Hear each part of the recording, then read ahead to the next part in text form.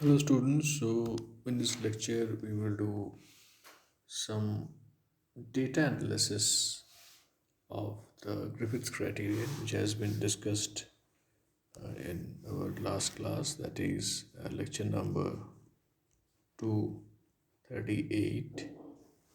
Griffiths criterion has been discussed, and in this criterion it has been shown that this is the theoretical strength of the Griffiths, and due to small fluctuations, this experimental value of the theoretical strength is not equal to the theoretical value, and this factor has been introduced to match with the experimental value.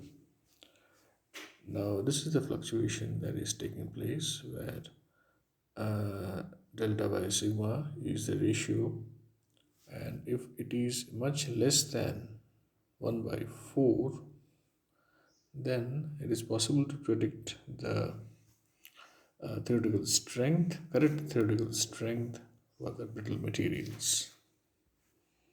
Now, we take if we take the following ratios into consideration, that is sigma 0.1, 0.01, and 0.001, and put them in this case, then the values of the Griffiths uh, theoretical strength, they get multiplied by the following factor, out of which this is very close to 0.2. So you can take the value as 0.1. It represents 0.2 because this value, sorry, there won't be any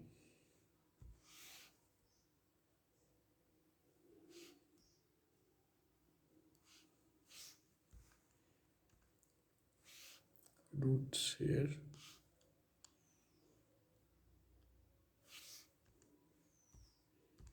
Okay, so these are the factors. Now the above analysis will help us to analyze the variety of materials with different values of sigma by lambda, and it is helpful to fit with the experimental value to that of the theoretical estimate. Now we take the example of a glass. The theoretical strength of glass is 14 GPa according to this equation, but experimental values are of lower values. Experimental values are lower, so we introduce this quantity. We have introduced this quantity L. L is the length of the microflaw, which reduces the strength by 100. And in such situation, delta by lambda has to be still lower so that the multiplication factor is higher. Uh, that is so because delta by lambda, it indicates the presence of the microflaw, so we need to lower the value of delta by lambda. Now in the case of fused silica, this is the strain energy and this is elastic modulus, and if we take the dynamic separation as 1.6 into 10 to the power minus 10 meters, then the theoretical value comes out to be 28.1 GPa. However, the experimental value is 24.1 GPa. So you can see that there is a close proximity between the theoretical and experimental value. This is mainly due to the fact that we have not considered the microflaws into the picture. So considering the microflaws, that means if we take 0.1, so this value gets multiplied by, as we have seen, it gets multiplied by this factor root 2. So from 28.1 GPa, it is now 39.34 GPa, which is now much higher than the experimental value. This is because we have considered the microflaws here.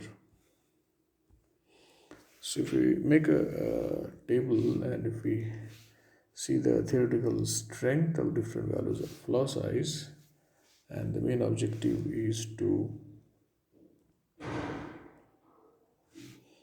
get a value close to 28.1 GPa, which has been obtained by considering E sigma by A to the power 1 by 2 So what are the flaw size that we can have? We will first start with 1.6, then we will increase it in multiples of 10, 16, 160, 1600 and 16,000, and we see here these are the theoretical strength values considering E sigma by pi L here, and these are the level of cracks. If it is 1.6 and there is a quantum crack, then nano, nano, nano, and then a granular crack, and these are the sigma delta by sigma, the ratio value.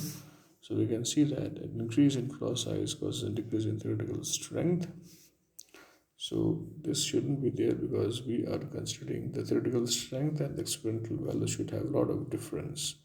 So it means that we need to consider the macro flaws, and the macro flaws can be taken into consideration only by this delta by sigma value, delta by lambda value. So it shows the importance of the macro flaws in the Griffiths criteria, an analysis that we need to do.